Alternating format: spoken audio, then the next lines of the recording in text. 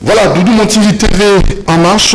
Aujourd'hui, ça sera vraiment une émission spéciale parce qu'on va plus insister sur les actualités et on parlera de cette initiative de notre invité, un avocat très fort et très courageux, même trop courageux. Il s'appelle Maître Franck Kalolo, qui demande à tout Congolais qui a puis comme ça détourner le bien de l'État, c'est le moment de restituer les biens de l'État. Sinon, 30 jours, il nous reste 27 jours, ils vont lancer une action vraiment terrible sur terrain pour traquer et surtout faire arrêter tous ces Congolais malhonnêtes. C'est bel et bien l'initiative de notre invité qu'on va recevoir, Maître Franck Kalolo, coordonnateur national du Centre de réflexion juridique de la lutte contre l'impunité. On va recevoir une dame, Magui Dorcas Nzumba Mouteba, qui va nous parler. Elle est coordonnatrice de l'ONG Action Plus. Les femmes veuves, les orphelins souffrent tellement, tout le monde dit, du Congo, un pays riche, quel paradoxe, pays riche, population pauvre, et demande aussi votre aide, votre appui, vous qui nous suivez. Si il y aura moyen, vous aurez son numéro pour contacter cette dame, enfin, au fait, pour soulager, tant soit peu, nos veuves et orphelins. Félicien Mamba Bongouté, président de l'association des jeunes résolutions, je crois, révolutionnaires, hein, et sortissant de Bomongo pour le développement, c'est ça. Elle, lui, vient juste pour interpeller le gouvernement, Samba Lukonde, parce qu'il y a un gouverneur qui, il s'appelle Bobo, c'est ça? Bobo, monsieur Bobo, il sème des désordres à l'Équateur. C'est juste une gestion dépliante, et lui va demander aux autorités de la place d'intervenir, sinon ça sera très compliqué. Alors c'est parti avec Maître Franck Kalolo. Bonjour Maître Franck Kalolo. Vous allez très bien? Très bien, mais avec un peu de malaise parce que mon pays va mal. Hein. Le pays va mal. Le pays va mal. Qu'est-ce qui ne marche pas dans votre pays? Déjà le gouvernement Samba Lukonde est en place. Ça ne veut pas, ces gouvernements. Un pays composé d'une frange, d'une catégorie de gens spécialisés dans le détournement des deniers de l'État, des deniers publics, en spoliant des maisons de l'État. Un pays où quelques individus veulent installer une insécurité financière, une insécurité budgétaire, une insécurité physique, une insécurité psychologique, pourquoi pas. Alors, Maître, pour un moment, français, on va comprendre. Maître Franck Kalolo, du Cameroun, vous savez ce qui marche, l'État va jouer ça et tu as 27 jours. Pour battre la zone sabilo. Est-ce que si bazongi si on dit que zongi ça, batango va aller boni, baibi très rapidement. Bien, ndeko dudu na banza batu bayebi elongyo yo bayebi Maître Franck Kalolo. Azanani. Dire mo kilimo bimba. Nazali avocat de profession, nazali coordonnateur à centre de réflexion juridique contre l'impunité. Baction Nabiso, il est à émission et belé, chaîne belé, monde entier, pas mal, la téléphone au monde, donc monde entier mobile, bazan un numéro à la bengaka, bayebi Baction Nabiso. Bandela vous rappelez le numéro? Non, numéro is alimoko, bayebiango pour néo, c'est le numéro, babiso, bazaba voisin, permet de m'abonner au PESA, pour bayebi. Les alliés plus 243 81 999 76 65 plus 243 81 999 76 65 on est un numéro nabiso Sergini. Donc pourquoi tu le dis un peu na malaise parce que le pays va mal. On ne peut pas comprendre que na kati mboka oyo kitamboka esengi ba congolais nyonso bakabola ndenge esengeli conformément na constitution mibe ko mboka ndenge lobi ndeko. Mais catégorie ya batumo bayokani bazwaka mbongo à l'état bazwaka soki bopesi ye banome ye ministre to PDG sima ya misala azwi biloko nyonso ya l'état atoki yango apesi batata mwasi apesi banoko ekei et on laisse comme ça mosusu akota babaliso ko traquer ba congolais pour que bafuta ba impôt pour basomba biloko mosusu pourtant les mêmes histoires pouvaient servir pour une continuité à l'état bapesa ndeko tu as enregistré plusieurs cas plus de 350 cas tozana ngona kata Sergeli et ça fait se faire ça batu ba yibi to l'état to bina bisike ezali na nombre omoni ba mitu to tanga kombo ya 352 bateau ba salima bien mboka to ko tanga ba kombo na mosiko ba ba détourner ba bien l'état to tanga mo ba mboka mo mbeyoka soki to tangi ba kokima omoni bakonga na belelaki bakonga moïde ya misolo ya l'état certaines personnes le parlent bakonga tata menacé de bakonga si tu oses au monde makambo na yo obiki ngana za na 4 arrêtés oyo bakonga signaki na mois de février il a nommé les NI mais je n'ai pas compris par quelle magie 5 NI baza déjà mécanisé bazo zombo alors qu'il y a des NI bazali bambo le belé bano bazali zombo misolote. Par quelle magie? Nazana arrêté, je vous dis, j'ai mis des preuves. Il y a perception, on va tout foutre à la banque. Dans quel pays? Et avec ça, nous pouvons observer comme ça.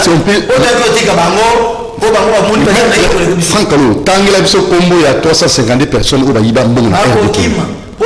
il y a instruction. Vous savez, l'instruction est secrète. Moi, en tant qu'avocat, il faut tout préserver dans nos éloquents. C'est lorsqu'on va déférer. Vous aurez la liste. Là maintenant justice et quoi bandeko tche bandelo pour que bayi bayi pour la gisou mutu wa bisinga bayi na avion avion to ka l'état bayi banda kwa l'état misusu batekeli bato les noms là que nous citons ezaka ba komote au moins ko spécialisé na biso zali to citer na Congo na yo na bisika biloko ezali soki po tekelaki mutu na mutu tekelaki wana yebe aza identifié na rapport mapiga na biso a Sergeli biso sape na rapport mapiga na bon avion ya l'état bateki même ateki avion l'état de bateki avion l'état chef de l'état bateki avion l'état même ateki avion l'état na Congo na Chico le ba nani ateki avion l'état mais avion ya l'état est jet privé. Ancien premier ministre Yamboka na biso comment même na biso te so arokima pour le respect ya nini ya instruction la secret d'instruction to ko livrer ngo awati mais ancien premier ministre Yamboka na biso ba pesa jet privé atambola nango ya mbongo ya ndai na yo congolais basomi yango comme ça ouais bon akoyo comprendre. Oui, le pilote n'a pas métu. Pilote a ancien premier ministre Abano Koumba a métu. On va commencer ce qu'on va noter. Si vous posez ancien secrétaire général du gouvernement a actuellement député national. Si vous comprenez. Oui, et moi, la suite. Il fait psychiatre là. Beaucoup de l'État, papa. Beaucoup de gens avion à l'État, on a avion à l'État, avion à l'État, baïbi. Bateki avion à l'État baïmboka. Non, mais c'est pas normal. Alors, non, c'est dans quel pays? Alors, ça sert à quoi? Au moins, Bandaku, Bamituka, on peut tenter un peu alléger. Mais avion à l'État. Les individus ont vendu l'avion de l'État. Bamouba comme de plus en plus millionnaires, milliardaires. On est pas beaucoup. Alors, ceux qui 30 jours, 23 jours, ceux qui battent justice. Telle justice, c'est ça. Vous savez. Papa, biso atnos to funda ba répondre. Yo sommes Sergeli et funda moto. Non, nous chez nous hein. Même lors de la consultation. Moi j'ai parlé comme ça parce que biso Sergeli to zaki consulter. Première semaine par le chef de l'État. Consultation est bandit les 2, biso les 5 ba yambi biso. J'ai dit ça au chef de l'État en face. Le bissier excellence monsieur le président de la République, chef de l'État, avec l'expression de nos hommages les plus différents. Jour où au Kenya à l'encontre de la décision, où il y a l'encontre de l'intérêt du peuple congolais. Parce que quand on a bureau, on a commis quelque part. Le salut du peuple congolais est la loi suprême. C'est-à-dire, au homme, être humain, au centre de la Magamouno. Nous, Sergeli, nous allons nous opposer à vous. il y a au contraire, on va le plainte. Non, ça au chef de l'État, Ningisi Boutou. Il faut qu'il y ait dans ce pays des Congolais courageux, il y a pour le non à la place, il y a non. Quand ça ne va pas, nous disons ça ne va pas. Quand ça va, nous disons ça va. Il y a un moment confrère Nangaï, Théodore Moïna Makamba, juge. Nande Martin Fayoul. Papa, tout ça, 90% va Congolais, au Bayou, il y a un Mbokati. Yo bima boye, la violer la constitution, bah ça lui boye, au commun, pour inciter le peuple na désobéissance civile. Bah qui te nanzela, bah tu vas kouf. Pour l'intérêt privé de la ville de nos. On y a dit bah moi action la justice. La ligne. Yo ko tangela na combattre 352 personnes. Bah na siko yo. Ah allez, on a la comme chef de l'État en moment. Yo me pour répondre. Oui. Bah la autre. Banabe bilingani mais kasi parti civil les angles mettre francalo na Sergi mais on a télévision nous on n'est pas venu blaguer dans ces pays mon frère conduisez votre maison là-bas salaire non sakana nango mais bon même pas ko sakana nango parce que ngai pe na tirer profit bana na pas tirer profit progéniture pe nyo so congolais faut tirer c'est ça les changements azaki naïf to nini non concerne intérêt na yo. Lorsqu'on a prôné chef de l'État, il y a prôné état de droit. Oui, l'état de droit, c'est la liberté d'expression dans le respect de la loi. Quoi freine la moitié, quoi violer, mais bien qu'on ne l'ibanaté. Mais où ce qu'on le corps objectif de la mission est dénoncer et saisir la justice pour tout comportement contraire aux lois de la République et portant atteinte à l'autorité publique. C'est-à-dire, nous allons dire belle et lambela. Na makamono sur Yamabe, ozo kende, libana ya mibeko. Oza la nani, oza la tingani, tokofunda yo. Ok. Tokosamba na yo, parce que ba statut na biso eza na journal officiel. Nous sommes en règle, papa. Oh, comme on a tonte, on a radié Sergili et Longwa. Yo, kokate. Vous êtes bon. Non, on est nombreux, mon frère. On est plus de 100. Alors, si vous... non seulement les avocats, n'a pas défensé la droit fondamental. Nous avons des professeurs des universités, on a des médecins, nous avons des mécaniciens. Donc c'est vraiment organisé. Tout le monde, mais il y a qui n'est Nous sommes organisés, nous avons une adresse connue. C'est comme Mouton. Nous sommes ça, Iba, Aspolia. C'est quoi, Rosandine? Il y a qu'un poison sango. Ah, ben, là, on est. Ce qui a ligné pour là, on a eu. Ayoka soni ndenge bakonga yoki soni tena libota na ministre la liste sera vraiment populaire omoni eza na ba ministre ya ilongelo nkamba bayoki soni na ba ministre nyonso bakoti ya bayoki soni ozo comprendre parce que bakonga zanani membre du gouvernement bien que Acha Longwe ancien membre du gouvernement na qualité wana esengeli ba collègue ne nyonso bayoka soni au Kimi Brazzaville. Donc, ce que les Congolais ne sont pas en train de faire, ils sont en train de justice na bino. Si on lobby royal, a fourni. Hein? Oh, aux un magistrat qui gagne non qu'on a eu, battrier dossier pas naïe, non, ça ne passera plus. Donc, c'est gilet télé. Ah oui, ça ne passera plus. Hein? Madame, ça ne passera plus. Magidor Kassanzumba, ça ne passera plus. Mouteba, justice. Et ça, madame, pour la bâtonneuse, c'est équitable. Mais évitez, on a le gouvernement bimi. Vous êtes satisfaite dans le moment? Ouais, tout ça satisfaite. Un tout petit peu, oui, ça va. Et vous avez gagné dans le gouvernement dans le moment? Bon, moi personnellement, et nous, on a aussi ma maman. Dans le gouvernement? Dans le gouvernement, oui. Batala nini, batala kaba nani? Batala non, kaba maman vile. C'est grave. En tant que coordonnatrice d'Action Plus. Coordonnatrice, il y a ONG Action Plus. Comment on a mis les amis? Nous allons ONG, tout ce qui parle à la femme veuve, personnes vulnérables. En fait, bref, dans le camion surtout, il y a social, dans le bus surtout. Tout ce qui parle à la banque, tout ce qui va. Le roi, tout ça, on a moyen belé, tout banda qui n'a pas femme veuve, alors tout ça, le gouvernement a financé nous deux? Oui, tout dans pour ça, le gouvernement peut financer, puis pour tout dans la besoin, il y a financement. Tout dans l'association, tout dans la besoin, il y a appui au gouvernement dans le financement. Il y a appui au gouvernement d'en bas, il finance, puis tout dans les. Si vous avez baza boni bave vango. Tout dans la bave et belé à Congo mobimba papa. Si vous avez na bango, vous m'appelez Zali?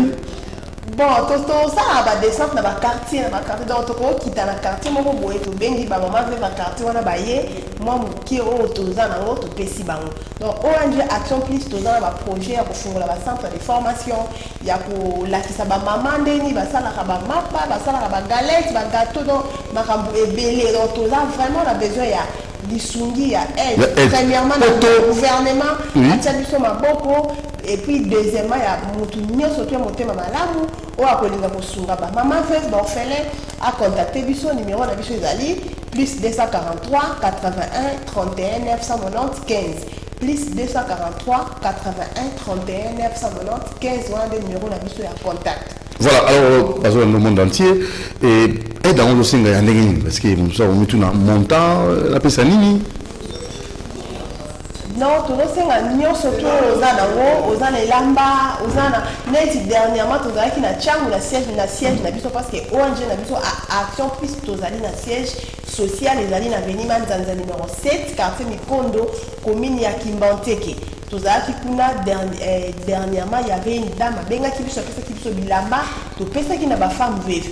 Ezaki pe na papa mususu benga ki biso apesa ki biso mbongo azaki na ngo to somba ki pe ba loso ba masangu to kina ko pesa la ba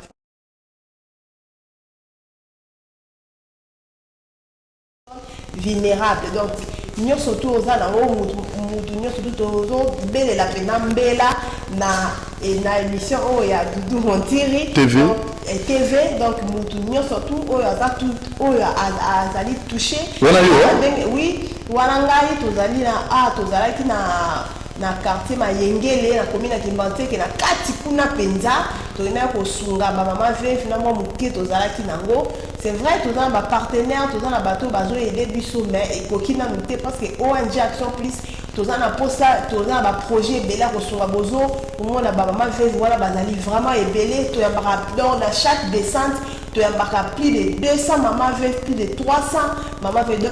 Donc ceux qui toquent dans le quartier moko ba maman veuve bayaka vraiment ebelé nde to sunga kabango nde bozo mona to sombaka mwa loso to sombi masango secret nde le 8 mars to zaki na siège na biso to bebela ki ba maman veuve maputa to pesa ki bango eza na ba orphelin bazo souffrir eza na ba maman veuve oyo bazo lela azozanga ta 5000 francs ya kosomba il y a pour bandata commerce donc ils ont ba femme veuve bazo souffrir énormément dans l'orphelin au bazo zangata li pa kolia na tongo donc baza ebele alors numéro de téléphone oui yom to landa ngai peut-être ozana mbongo ozana lamba ozana donc nous surtout ozana ko contacter biso na plus 243 81 31 990 15 plus 243 81 31 990 15 wande numéro na biso ya contact bobenga biso vraiment na nyonso ozana basali na nzambe ba homme politique nyonso to ozana benga biso to koyamba yango pe to kosunga nango ba femme veuve toza te na besoin ba partenaire ya bato bangi ba travailler na biso ko hésiter te obengi biso olingo comme partenaire ya ONG Action Plus non seulement kosunga ngai te mais kosunga ba femme veuve papa Dudobi eza na passage moko ya linga ngo mingi excusez nga tanga ngo na yeko te ate na Psaume 41 verset 2 Bible lobby et l'homme qui s'intéresse aux pauvres.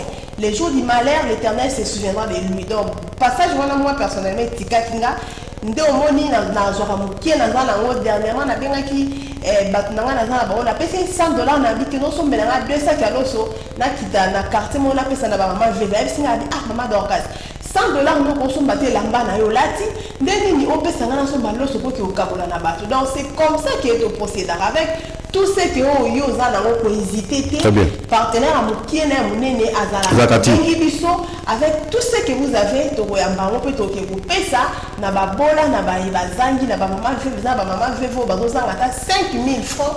5000 francs, je peux dire c'est $2.5. Azozanga ngo kwa banda commerce ezana baso mibali na bango bakufa batika bango bongo ba famille mibali baya ba botola nyonso batika basi na bana libanda bazolala na l'église eza ba maman veuve mususu azozanga ta esika kolala esika kovanda donc nyonso tozana ngo contacter biso na plus 243 81 31 990 15. Merci maman Abisso Dorcas Nabani Batoyoki ceux qui yoki malamu te ceux qui ba salité c'est que ça encore mon sous Maki Dorcas Nzumba Nzamba Skunga pour ONG Action Plus et Sungamba Vev Paris Benambo Kanabiso Bakozanga Yakolia Yakomela Yakolata. Papa Nabiso, très rapidement Félicien, il y a quand même un Équateur qu'on a Félicien Mamba. Rapidement. Oui, merci Papa Doudou. Je rappelle que Naza Félicien Mamba Bongo est président national et association des jeunes ressortissants de Bongo pour le développement, AGRBD en sigle, et président de la jeunesse et Grand Équateur en marche. Et là, oui, bien sûr, que Bati, Bisso, Botozarate, que Bati, c'est-à-dire opportunité à quoi Samungongo. Donc, si Bisso, voilà, la grande Équateur, opportunité à combattre Samungongo. Il y a féliciter Maître Franck parce que na CPI na Bitumbo Azobunda, c'est pas facile, il y a vraiment la jeune, les gens va délaisser, va manipuler. Voilà. Donc, toi, la question à retourner, mais ce qui a continué à idée. Voilà. C'est une maître Franck. C'est une maître Franck qui a continué à idée, on est bien. Bisson Équateur, tu as un problème, il y a mes gestionnaires incompétents, il y a gouverneur. Il y a Bobo Boloko Bolumbu. Mais c'est Bobo Boloko Bolumbu dans l'élection, a signé un accord avec les députés provinciaux, où il y a PESA, quota au niveau territorial, dans le secteur, ils ont incompétent, ils ont créé une sécurité dans le territoire, le territoire a toujours enregistré. Il y a 5 morts, dans le côté à conflit foncier, côté à garde 3 morts déjà, donc 8 morts, plus de 100 maisons incendiées. À cause, il y a monsieur le gouverneur incapable de maintenir la situation sécuritaire et la province. Et je vous dis,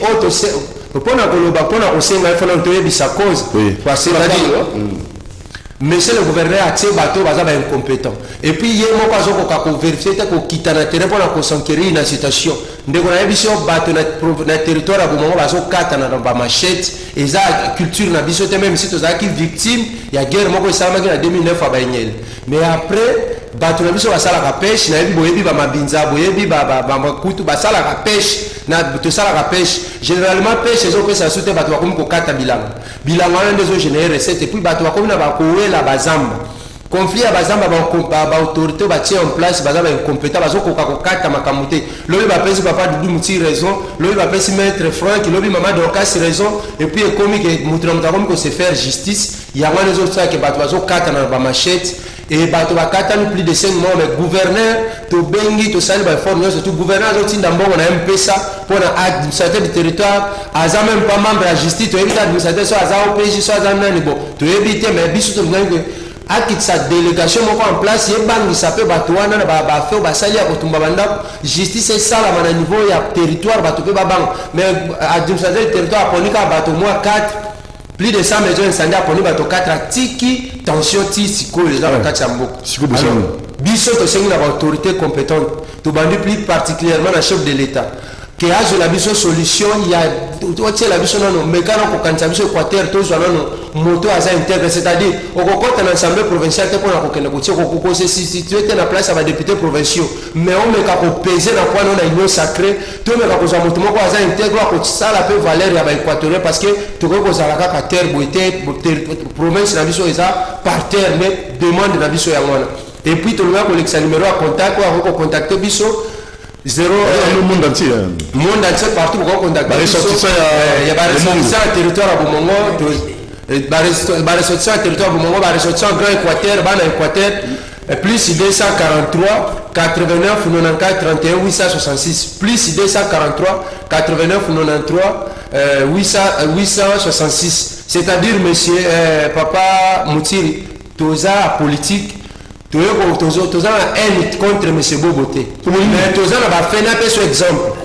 Maître Franck a levé un combat de détournement. Depuis que le dossier a PDSS, Programme de développement des structures sanitaires, et qu'il y a une Équateur, il y a un moment où il y a des bateaux, la zone de santé pour financer plus de 25 000 $, 23 000 $ par trimestre, on peut payer bon.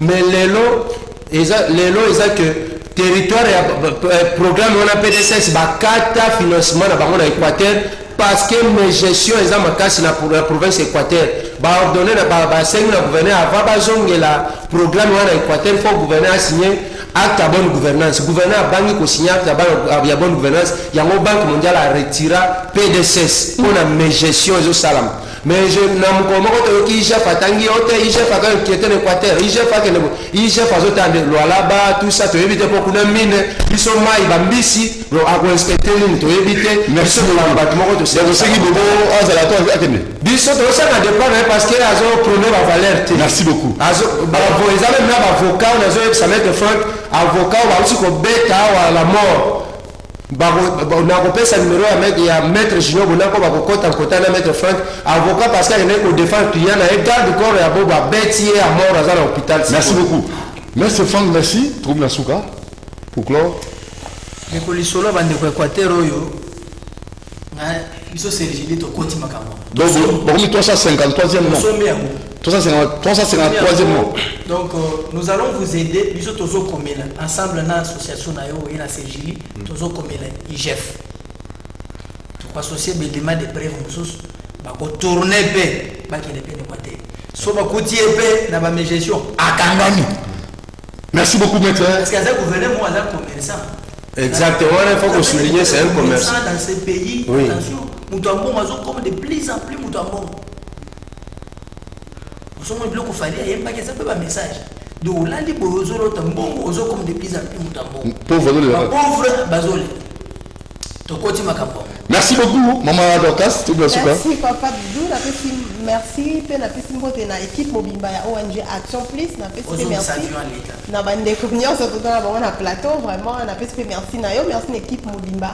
Vraiment un numéro 900 contact kandé na lobaki plus 243 81 31 995 pour contacter biso vraiment pour nato sunga la veuve na ba orphelin na ba bola ba o bazangi to sunga bango avec tout ce que vous avez.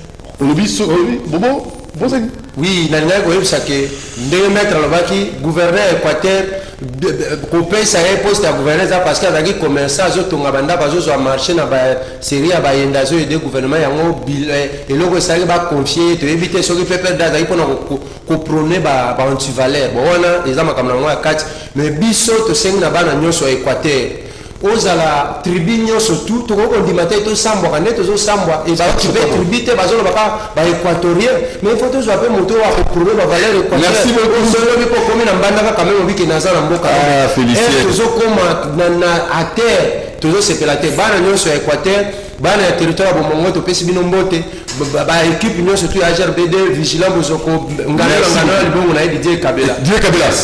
Ciao, merci beaucoup. Ajoute Sali. Bazongi l'État. L'État pour vérifier l'information. Abonnez-vous massivement. Les avions cargotés. Direct sur l'État. Ciao. Ok.